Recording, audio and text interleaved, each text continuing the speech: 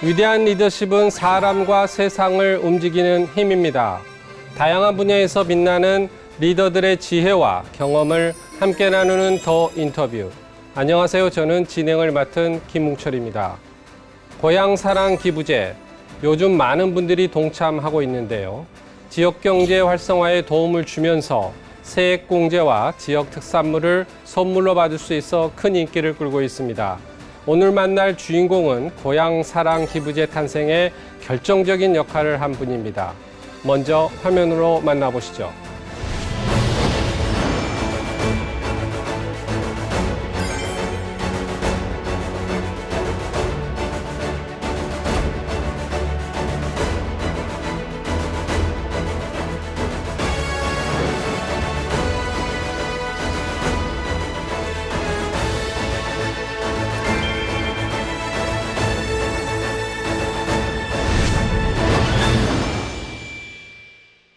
오늘의 초대 손님, 전남 담양 함평 영광 장성을 지역구로 두고 계시는 이계호 의원님 모셨습니다. 네, 반갑습니다. 예, 네, 감사합니다. 네, 뭐 바쁘신데 요즘 한참 바쁘실 텐데 이렇게 또 나와주셔서 네, 감사합니다. 바쁘기도 하지만 마음이 무겁죠. 모든 요즘 뭐 웃을 일이 아닌데 국민들의 이제 그렇습니다. 마음이 무거운 것 같습니다만은. 네, 어쨌든 간에 꽤 바쁜 한 해를 보내셨을 것 같아요. 예. 뭐 1년 한번 돌이켜 소회를 좀 밝혀주시고 올해 계획도 이야기해 주시고. 죽지 않게 살았는데 네. 제 생에 작년 같은 해가 또 있을까 하는 그렇습니다. 생각이 그 정도는 들 만큼 네, 때로는 바쁘게, 네, 때로는 긴장 속에서, 네, 때로는 정말 슬픔 속에서 네, 그렇게 보냈던 1년 같습니다. 네. 제가 연초에 이제 첫 해를 작년에 네. 민주당 정책위원회 의장으로서 네, 그렇죠. 그때 네. 이제 총선 대비 공약 작업을 하면서 맞이했거든요. 네, 너무 뜰 새 없이 바쁘게 보내다가 또 저도 선거 치러야 되니까 지역에 내려가서 네. 4월에 예, 4월 총선 치르고 네. 조금 이제 끝나고 나서 시간 여유가 있나 했더니 제가 또 민주당의 전당대회를 앞두고 네. 선거관리위원회 위원장을 또 아, 맡았습니다. 그러셨구나. 그래서 이제 현 지도부 선출을 할 때 예, 7, 8월 2달 동안 뭐 거의 전국을 순회하면서 그렇죠. 경선 그렇습니다. 거니까. 경선 관리를 네. 정말 그 어느 때보다도 휴증 없게 잘 처리를 했습니다. 네. 바쁘게는 저는 보냈지만 네, 네, 네. 그 후로 이제 또 조금 시간 여유가 생기나 했더니 영광 군수 재보궐선거가 또 핫했죠? 생겨서 이게 뭐 지역 선거로 끝나는 게 아니고 네. 이 상황이 묘하게 흘러서 전국 선거가 됐어요. 묘하게 흘렀다고 했을 때 그래가지고 보는 사람은 재밌었습니다만. 저는 아주 죽을 맛이었죠. 삼파전이 예, 그냥. 그래서 비교적 뭐 여유 있게 우리 네, 민주당 결과로는 후보가 뭐 이기긴 예상보다. 했는데 결과는 예.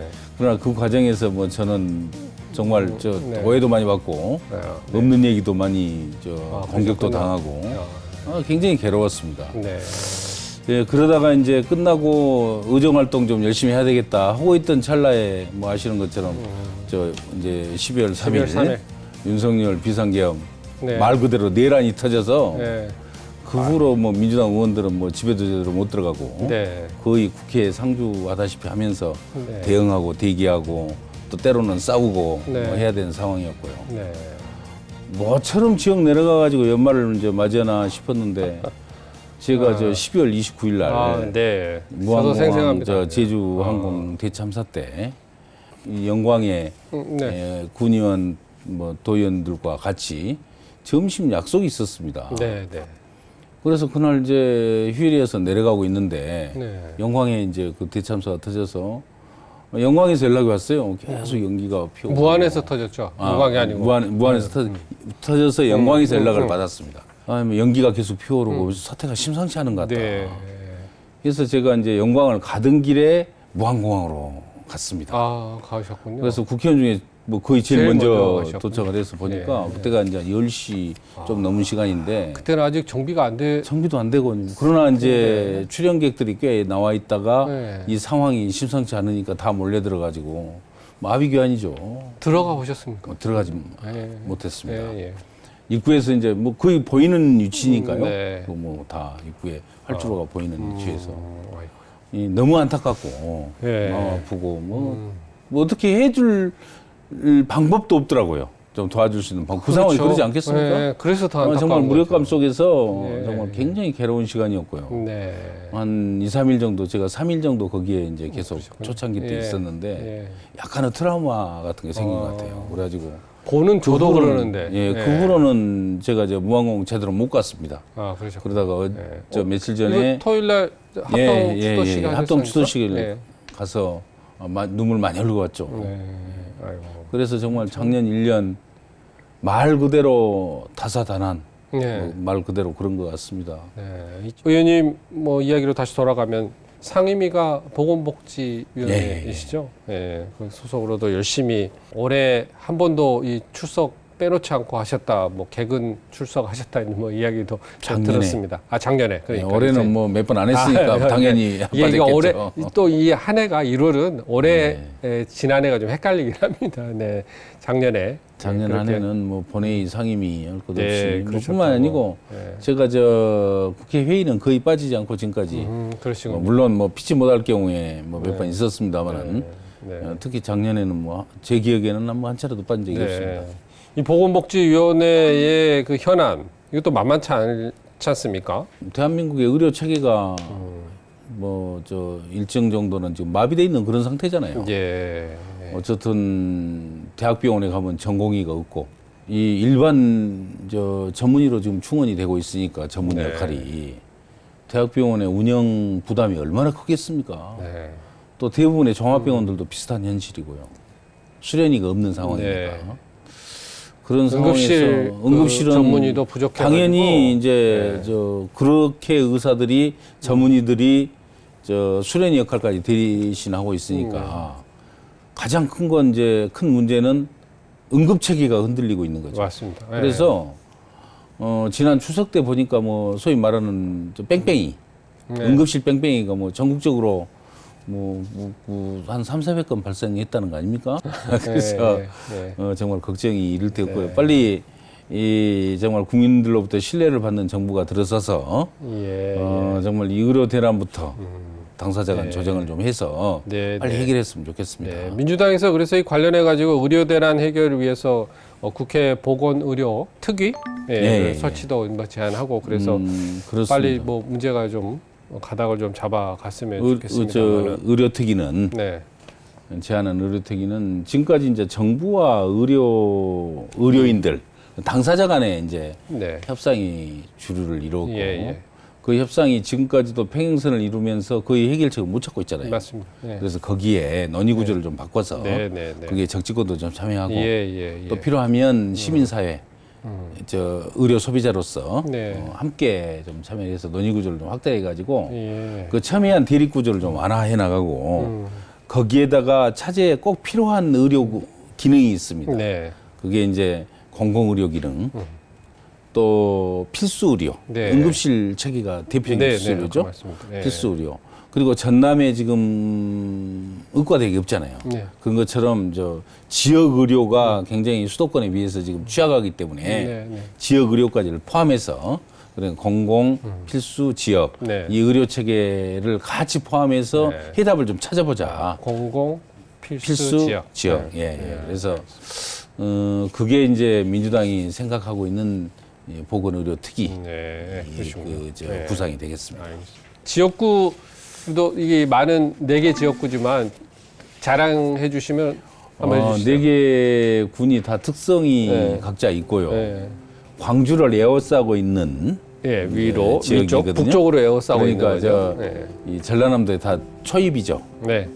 그래서 또 각 지역이 또 나름대로 상당한 저 특징적 장점들을 가지고 있습니다. 예를 들어서 담양하면 생태도시, 대나무로 상징되는 그래서 아주 깨끗하고 저 청정한 지역으로 인식이 되고 있어서 아마 전국 농촌 관광 지역 중에서 가장 잘 나가는 지역, 많은 관광객들이 찾아오는 그런 지역이. 그 나무 유명한 나무 거리도 메타세콰이아 거리. 발음하기 좀 어렵긴 합니다.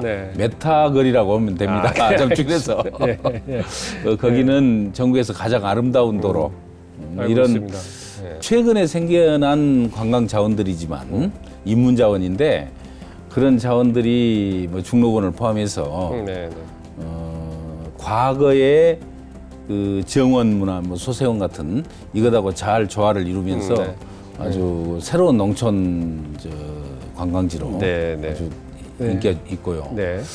한 평에 인구가 한 3만 명 정도 되거든요. 근데 키우고 있는 소가 5만 두입니다.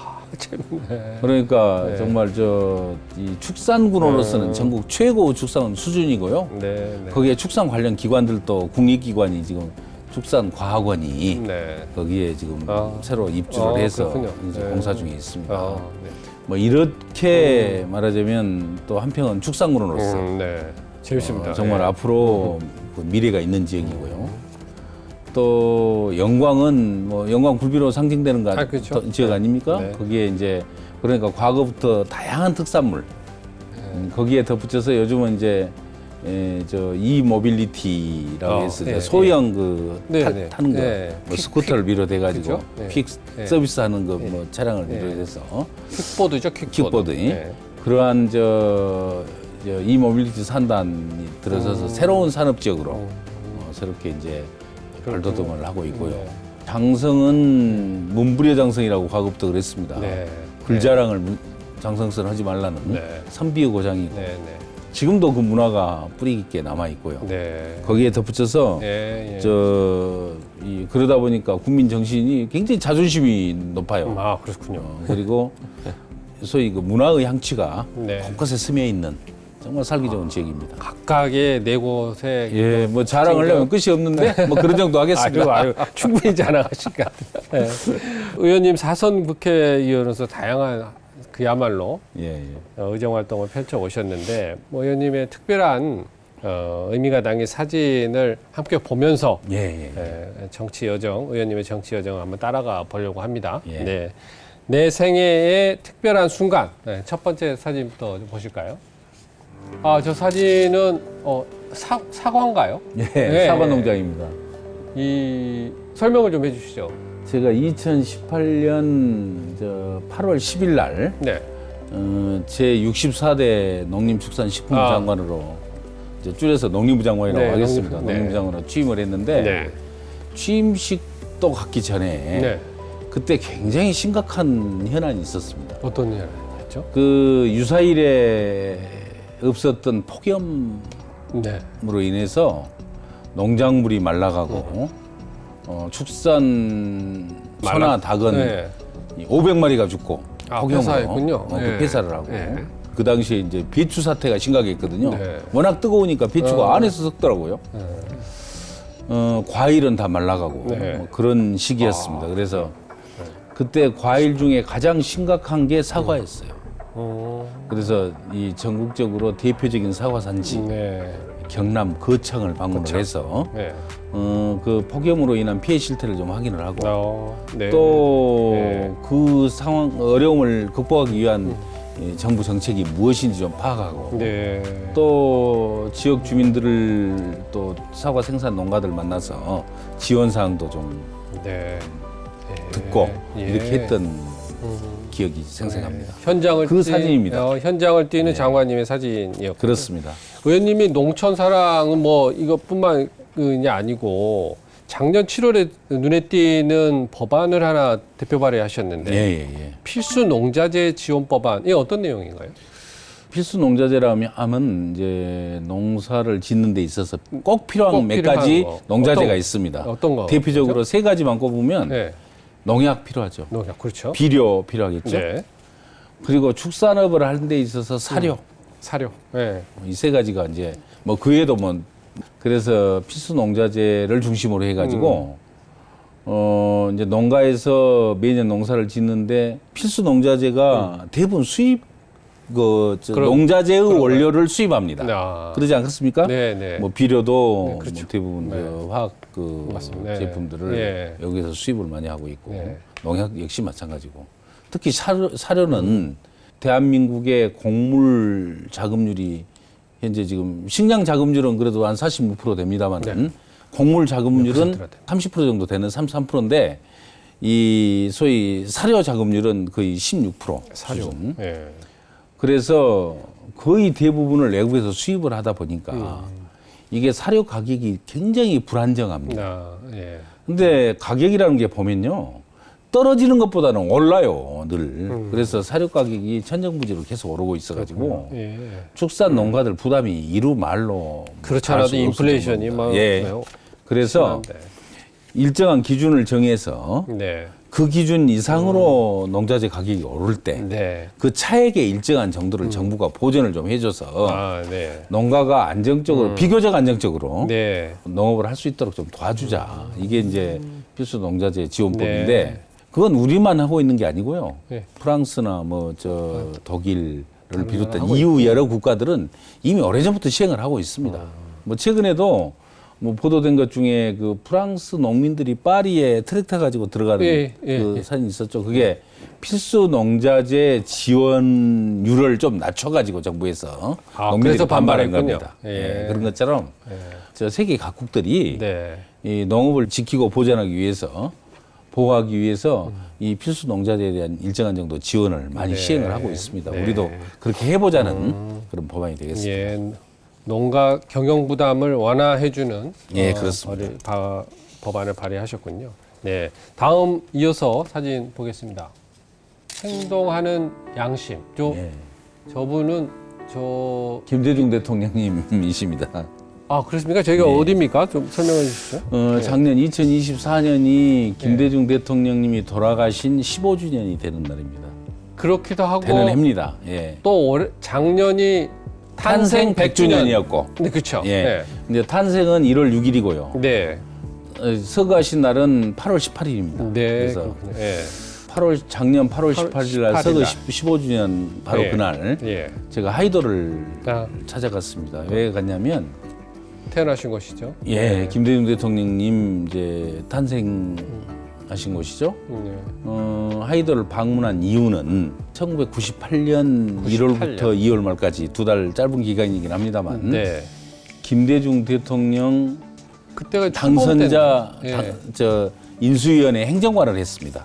정무위원회에서 그 당시에 제가 당시 내무부의 지방자치운영과장을 하고 있을 때인데 정무위원회 파견을 나가서 2달 동안 김대중 정부의 그 방향에 특히 이제 제가 소관 부처 관련해서 정책을 정비를 했던 결정을 했던 경험을 갖고 있습니다. 제가 뭐 지금 사선 국회의원이고 또 뭐 장관직도 수행을 했었고 또 전남 행정부지사도 수행을 했고 뭐 그런 뭐 다양한 이력과 뭐 자랑할 만한 경력들을 가지고 있기는 합니다만은 지금도 제가 가장 자랑스럽게 생각하는 경력은 김대중 대통령직 인수위원회 행정관입니다. 그때가 2달이지만 그게 98년 1월부터 2월 말까지 취임식을 하셨고 국회에서 물론 저도 참석했습니다. 취임식을 하셨고 그 전에 1월과 2월에 사상 최초로 대통령직 인수위원회라는 게 탄생했습니다. 그랬나요? 김대중 대통령이 처음 인수위원회입니다. 그래서 거기에 제가 참여를 해서 정말 열심히 일했던 그 기억들을 가지고 있고. 우리 의원님 공직 생활 31년인데 그 2개월을 가장 인상 깊었다고 하는 이유가 어디? 제가 뭐 국회의원 생활까지 합하면 훨씬 더 40몇 년이죠. 그런데 그 중에서도 가장 자랑스러워하는 경력. 왜 그러냐? 김대중 대통령의 소위 그 당시 정치 철학, 민주, 민생, 평화 아니겠습니까?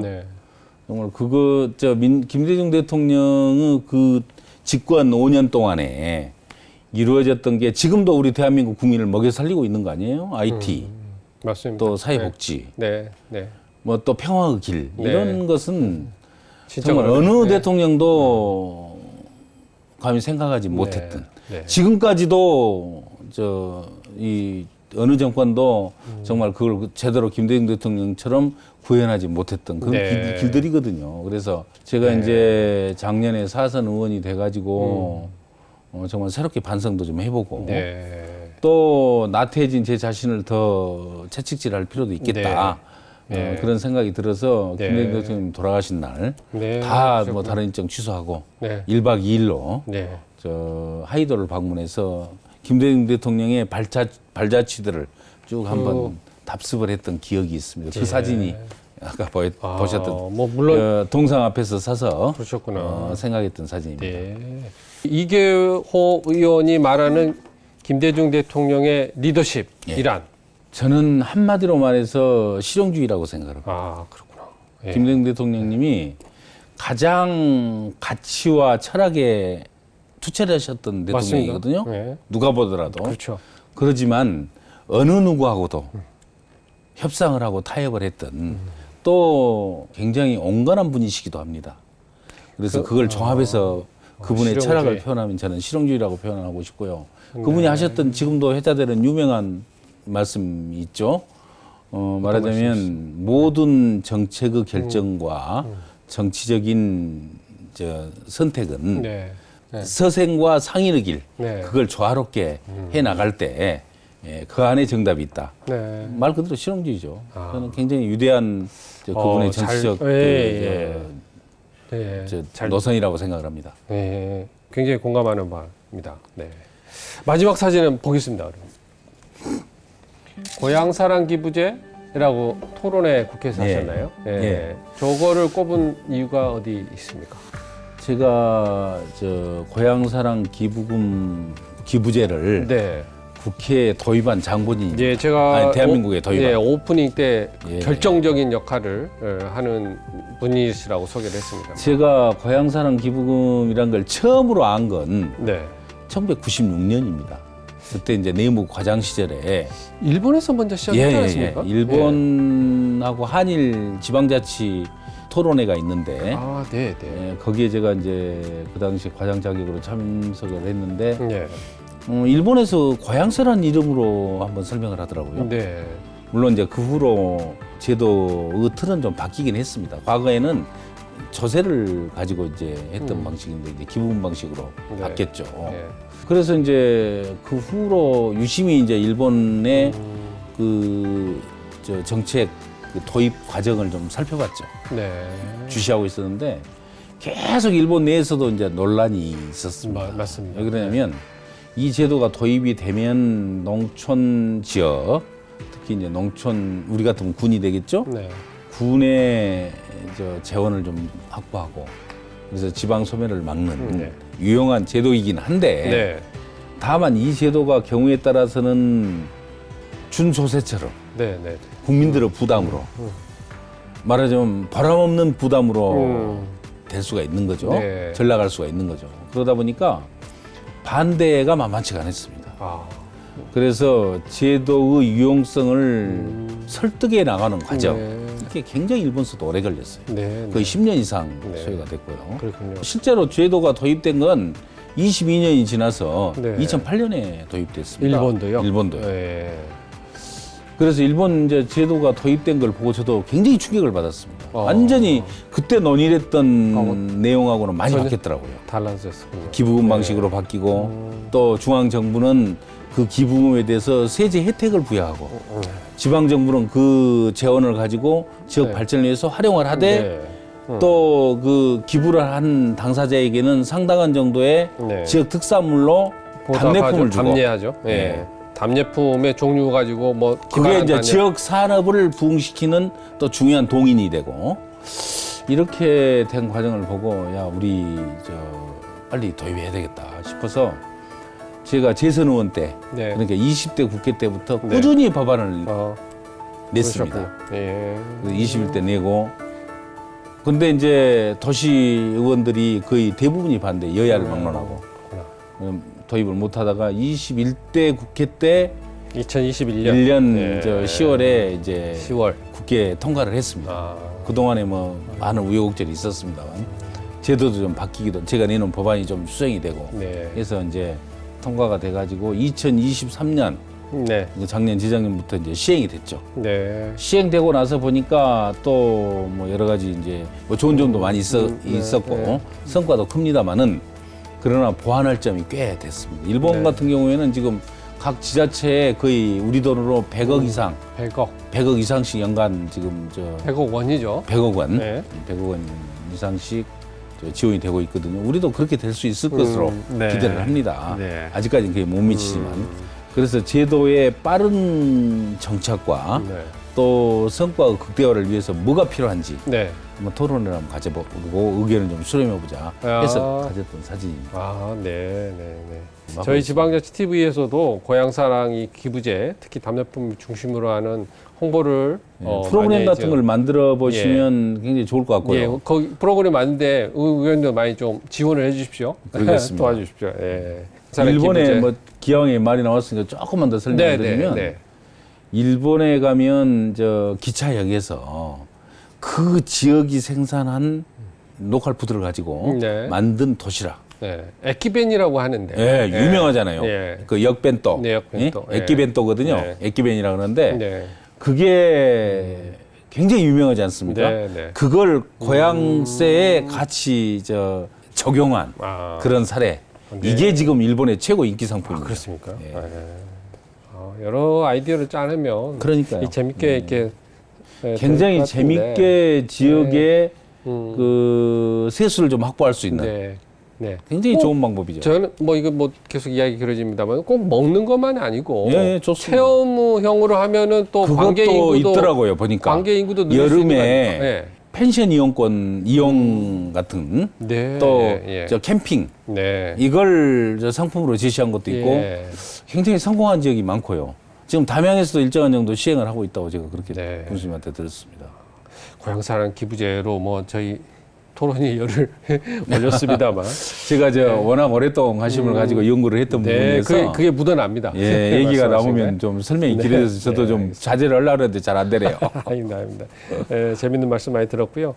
조금 이제 뭐 좀 무거운 이야기가 될 수도 있을 것 같은데 앞서 이야기를 했습니다만은 모항공항에서 큰 참사가 있었습니다. 제주 항공기 참사가 있었는데 꽤 많은 분들이 이제 돌아가셨지 않습니까? 그 응급 대응이 쉽지 않았을 텐데 그 응급 대응을 위해서는 전문의가 필수적이잖아요. 그게 전남의 전문의 숫자가 서울에 비해서 한 10% 정도밖에 안 된다고 이야기 들었어요. 맞습니다. 그래서 뭐 의원님께서 이 관련해서 예전부터 계속 전남에 그 보건의료 연구 R&D가 외면당하고 있다 이런 이제 지적을 많이 해오셨는데. 이 부분에서 좀 이야기를 해주시죠. 전국의 의사 수가 16만 6천 명이더라고요. 그 중에 한 절반 정도, 그러니까 8만 3천 명이 수도권에 있습니다. 전남의 인구가 서울과 비교를 해보면 한 5분의 1 정도 되겠죠. 1,000만 대 200만 이치 안 전남은 180만 정도 되고 서울은 1,000만이 좀 못 된 정도니까. 인구는 어쨌든 한 5분의 1. 근데 의사 수는 아까 말씀하셨듯이 10%, 10분의 1이더라고요. 그러니까 수도권에 비해서 서울에 비해서 전남 도민들이 서울 시민들보다 의료 서비스를 절반 정도밖에 못 받는다. 이렇게 볼 수가 있는 거예요. 그것도 이제 앞으로 이제 뭐 개선을 해야 됩니다. 전남의 의과대학 신설 이게 굉장히 중요한 과제고 제가 보건복지위원이니까 회의 때마다 강조를 합니다. 의사 단체에서는 좀 뭐 그 증원에 대해서 뭐 그다지 썩 우호적이지 않기 때문에 그 문제 지적은 한 걸 제가 뭐 보도된 걸 봤습니다만 어쨌든 저는 전남 의과대학 신설을 굉장히 노력을 하고 있고요. 지금 결정은 돼서 지금 추진이 되고 있죠. 진행이 되고 있는데. 아까 R&D 말씀하셨는데 보건의료로 매년 2023년의 경우에 R&D가 한 6,800억 정도 투자가 됐더라고요. 그런데 그중에 한 70%는 수도권에 집중이 됩니다. 뭐 그런 건 이제 수도권에 수요가 많기 때문에 그럴 수도 있겠다 싶은데 전남의 R&D, 그럼 보건의료 R&D가 얼마 정도 되냐? 저도 충격받았습니다. 6,800억 중에 3억입니다. 3억. 3억. 그러니까 저 비율을 퍼센트를 잘 못 내겠더라고요. 그 0이 너무 많아가지고. 이게 뭐 기준을 너무 낮게 잡아서 그러신 거 아닙니까? 모르겠습니다. 하여튼 제가 보건복지부로서 직접 제출받은 자료에는 그렇게 돼 있습니다. 원인이 어디가 있냐? 결국은 R&D 그러니까 연구 개발 투자는 가장 많은 투자가 이루어지고 있는 연구가 이루어지는 곳이 대학 아니겠습니까? 그렇죠. 또 대학과 대규모 의료기관. 그렇죠. 인데 그게 절대적으로 대학은 하나도 없고 전남에 의료기관도 상대적으로 적고 그러다 보니까 전남에 보건 의료 R&D가 없다 이렇게 말할 수밖에 없는 상황이 돼버린 거죠. 심각한 상황입니다. 그래서 그 해답은 뭐 여러 가지가 있겠습니다만 가장 결정적인 해답은 결국은 의과대학 신설 뭐 그거밖에 없지 않느냐 이렇게 생각합니다. 우리나라가 2025년죠. 초고령 사회 진입을 해서 뭐 일본은 뭐 20년 전에 이미 이제 진입을 해가지고 보면은 의료 숫자는 늘어날 수밖에 없고 그렇지 않으면은 그 늘어나는 의료 수요를 감당하기 어렵다는 측면에서 의원 정원은 좀 결과적으로 좀 늘어나야 되지 않을까 생각이 듭니다. 당연히 의사 수를 OECD 선진국들 수준에 우리도 맞춰야죠. 그죠. 이렇게 이제 비슷하게 가는 게 옳다고 보고요. 현재는 적다는 거 아닙니까? 다만 얼마나 증원할 것이냐의 문제는 대단히 과학적이고 합리적으로 판단돼야 됩니다. 윤석열 정권이 했던 연간 2,000명 수준. 이건 제가 뭐 보건복지위원으로서 근거를 내놔라. 아무리 외쳐도 근거를 대지 못합니다. 이제 새롭게 새로운 정부에서는 정부가 들어선다면 새로운 정부에서는 정말 이걸 합리적이고 과학적으로 분석하고 그래서 국민들이 고개를 끄덕이고 수긍할 수 있도록 또 의료진들도 맞아 그 정도는 우리가 받아들여야 돼 라고 인식할 수 있도록 그런 정도의 합리적인 판단이 좀 근거가 되었으면 좋겠습니다. 알겠다. 지금 보건복지위원 하시면서 또 지금 꽤 많이 강조하시는 부분이 그 마약 대응.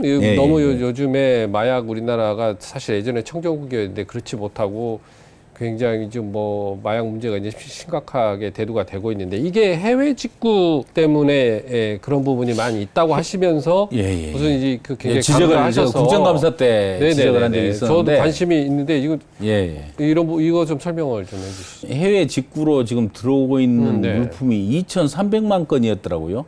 2023년에 2,300만 건. 뭐 연도수하고 그 건수가 비슷해가지고 저도 우연이라고 생각했는데 그런데 놀랍게 그 중에서 이제 검사를 다 해요. 검사를 하는데 3,100건 정도 검사를 했더라고요. 그러니까 2,300건이 있지만 그 중에 마약성을 의심하는 것이 이제 검사를 한 게 3,100건.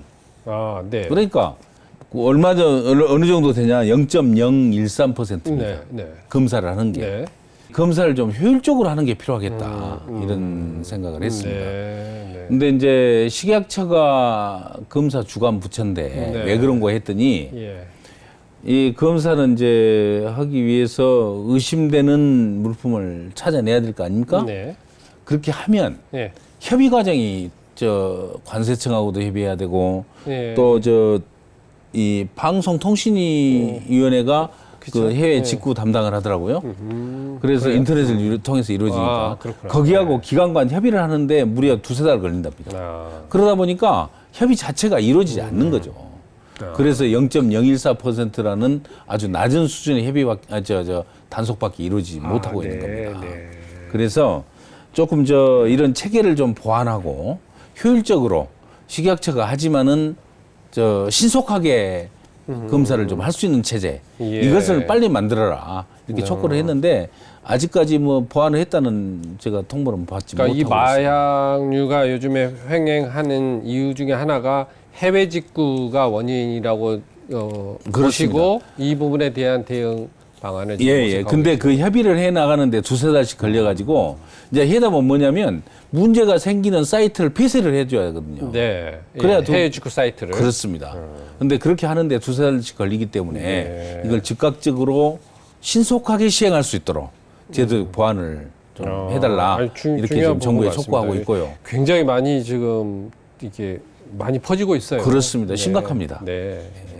지금 학생들까지 퍼지고 있다는 거 아니에요, 마약이? 맞습니다. 근데 그게 가장 큰 이유가 해외 직구거든요. 그래서 해외 직구가 다만 단속 실적이 이렇게 미미하니까 이걸 좀 확대할 수 있도록 좀 단속 기능과 체계를 좀 보완해달라. 이게 제가 촉구하고 있는 사항입니다. 중요한 부분입니다.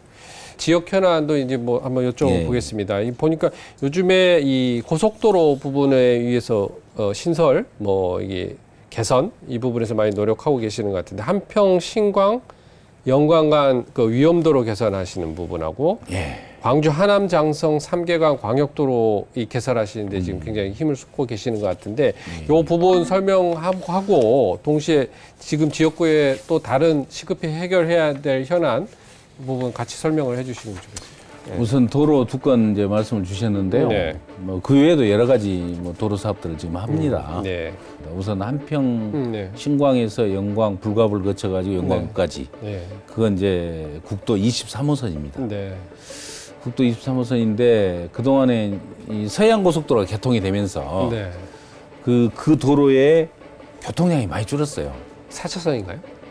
현재는 2차선이죠. 현재는 2차선. 2차선이어서 4차선 확장을 이제 지역 주민들이 이제 갈망을 하고 있습니다. 그렇군요. 뭐 노력을 많이 했죠. 가서 설명도 하고 건의도 하고 찾아가서 부탁도 하고 심지어는 그 관계자들 좀 지역으로 초청해가지고 현장도 보여주고.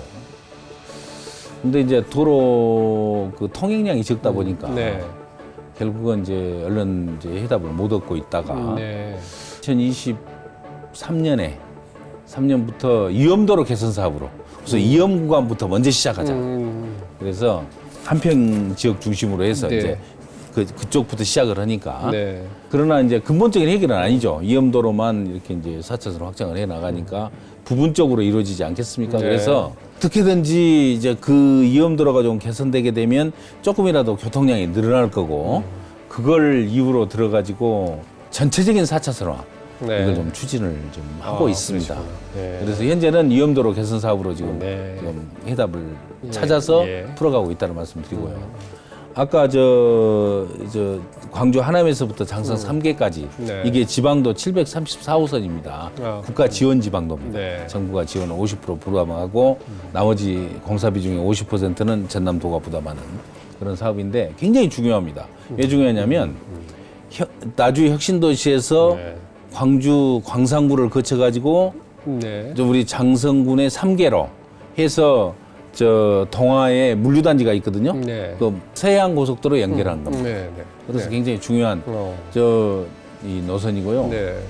다행히 정부에서도 이제 그 필요성을 인정을 해서 정부 계획에 반영을 했고 현재 설계를 하고 있습니다. 그래서 금년 중에 착공이 될 거고 아마 빠르면 7년. 늦어도 2028년까지는 준공이 될 것으로 그렇게 지금 기대를 하고 추진을 하고 있는 정상적으로 추진되고 있는 그런 공사 중에 하나입니다. 이렇게 지역의 이 도로망은 지역을 4통오달로 연결을 시키고 결국은 지역 발전의 가장 핵심이 되는 인프라거든요. 그래서 내경공이 도로 확장에 굉장히 노력들을 좀 많이 하고 있습니다. 방금 아까 그 각 지역별로 뭐 현안들이 뭐 있냐 했는데 지금 제가 가장 중요하게 생각하고 있는 현안들은 각 지역에 제가 국가기관이나 공공기관을 유치를 했습니다. 예를 들어 담양 그러면 국립정원문화원, 또 한평 그러면 국립축산과학원, 아까 축산의 도시라고 했죠? 아니 축산의 지역. 영광 그러면 이모빌리티 실증센터, 또 이 자동차 연구원 전남 분원 이걸 유치를 했거든요. 그다음에 장성은 국립심내혈관센터, 심내혈관센터 지금 해가지고 이제 정상적으로 추진되고 있어서 이 사업을 잘 마무리 짓고 해서 이 유치된 국립기관은 공공기관의 효과가 지역 내에 연관 산업으로 뿌리를 내릴 수 있도록 그렇게 노력하는 게 가장 중요한 현안이 되겠습니다. 이 지역구가 많으니까 현안도 곱하기 4. 곱하기 4, 네 군데 설명해야 되니까 시간이 많이 걸립니다. 아유, 일도 바쁘실 것 같고. 여러 가지 지금 일 많이 하고 바쁘실 텐데, 뭐, 인생의 이제 경력 이야기를 이제 잠깐 하게 되면, 의원님이 이제 전남도청 행자부, 옛날 행자부죠? 뭐, 내무부 포함하신 거 같은데. 내무부, 행자부, 행정안전부. 근데 한 31년간 공직 생활을 하셔가지고 들어보니까 호남 분으로서는 총무과장을 유일하게 하셨다고 이제 뭐 전남도청에. 네, 저는 도청. 호남 분으로서가 아니고 호남 사람이 했죠, 당연히. 고시 출신으로. 그렇습니까? 행정고시 출신으로 유일하게 한 것은 아니고 유이하게 했더라고요. 한 분 계셨더라고요. 네. 그러니 이제 31년간의 공무원으로서의 생활. 또 지금 4선이시니까 아직 4 곱하기 4면은 16년은 안 됐지만 4년째니까 한 4년? 제가 보궐선거로 들어왔기 때문에 지금 12년째 하고 있습니다. 12년째 벌써 이제 이 두 부분. 그 공무원의 공직 생활과 정치인의 이제 공직 생활을 이렇게 많이 하셨는데 각각 좀 이렇게 가장 뭐라 그럴까요? 뭐 3대 뉴스라고 하기는 좀 그렇고 돌아보시면 굉장히 인상 깊었던 꼭 이거 하나만을 이야기하고 싶다 이렇게 하는 부분이 어디가 있습니까? 우선 공무원 시절에 제가 했던 뭐 많은 일들이 있지만 제가 사무관 시절에 지금 주무관으로서 이 주무계장으로서 추진했던 남도학습 권리 그걸 제가 전남도청 기획계장 때 1990년에 기공을 했던 여기 지금 방배동에 있었던 거기 말씀하시는 거예요? 보라매 공원하고 방배동에 있는 몰랐습니다. 남도학습 그걸 이제 제가 실무자로서 주도를 했습니다. 그게 참 보람이 있었던 일이었고요. 남도학습 그러면은 뭐 큰 행사 때 초청 받으셔가지고 가보고 그러신지 모르겠습니다. 제가 딱 한 번 가봤습니다. 그렇습니까? 준공 때도 못 갔고요. 그때 이제 다른 직책에 있어서 못 갔고. 만나무 날인가 있더라고요. 사회 명사와의 만나는 날. 그렇군요. 제가 전남 부지사 시절에 그 한번 참석을 한 적이 있었습니다. 그게 가장 큰 제가 이제 한 가지고요. 두 번째는 제가 1992년 말부터 94년까지 전라남도 농업정책과장을 했습니다. 그 시기가 이제 농촌의 우루과이 라운드가 타결되고 그래가지고 이제 개방 농정으로 바뀌고 농업으로 바뀌고 했던 아주 과도기였는데 그때 제가 발의를 해서 농어촌 지역 고등학생 대학 특례 입학 이제 그게 여러 가지로 바뀌어가지고 지금은 이제 그걸 제가 아이디어로 냈던 사항인데 그게 중앙정부에서 이제 채택이 돼서 지금 그렇죠? 우리 영광이나 제 지역구 장성에서 서울대학교로 갑니다. 과거 제가 그 제도 처음 발의하기 전까지는 상상도 못했던 일이죠. 어쨌든 그게 이제 지금도 기억에 남는 제가 했던 이 대한민국을 위해서 기여했던 바 중에 하나고요.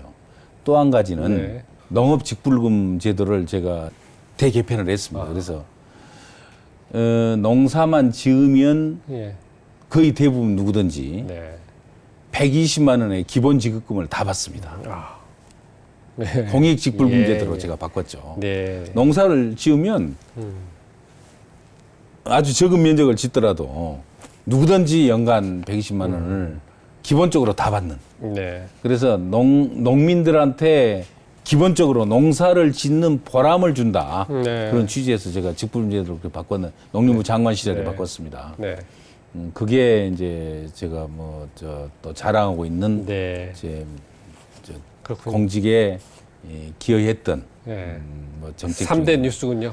그 외에도 많이 있는데 세 가지만 말씀하셔서 제가 얼른 생각나는 대표적인 세 가지 말씀드렸습니다. 머리 바로바로 들어옵니다.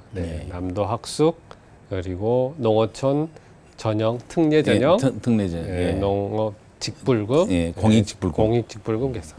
이제 시간이 많이 돼가는데 이게 대선 시계가 굉장히 빨리 지금 이제 돌아가서 원래 있었던 대선의 시기가 아닌데 지금 이제 그게 돌아가서 이제 그렇긴 하지만 실은 내년에 2026년 6월 3일 날 지방선거가 있지 않습니까? 내년이죠. 그렇죠. 2026년이니까. 그래서 원래는 이제 사실 올해가 내년 지방선거의 전초전으로서 많이 이슈가 돼야 되는데 지금 당장 지금 대선이 앞두고 있어가지고 좀 이게 혼란스럽긴 합니다만 그래도 준비하실 분들은 지금부터 내년 지방선거 준비하시는데 여기서 이제 내년 지방선거 전남도지사 출마하십니까?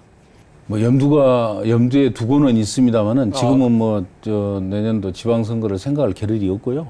반드시 금년 이제 봄이 될 것으로 예상을 합니다만은 대통령 선거에서 네. 앞서가는 것, 네. 우리 더불어민주당의 후보가. 그래서 새로운 정권 재창출, 네. 정권 창출이 네. 예, 정권 교체 이게 이제 제가 지금 당장은 생각하고 있는 유일한 목표입니다. 어쨌든 그 다음에 의지는, 지방선거 여부는 의지는 충분히 강하다 이렇게 여부는 받아들이면서 그 후에 네. 생각해 보도록 하겠습니다. 알겠습니다. 충분히 가장 받아들이겠습니다. 네, 그렇습니다. 네.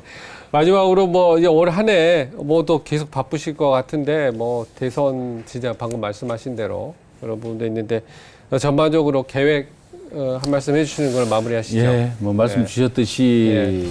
반드시 정권 교체 이룩하는데 네.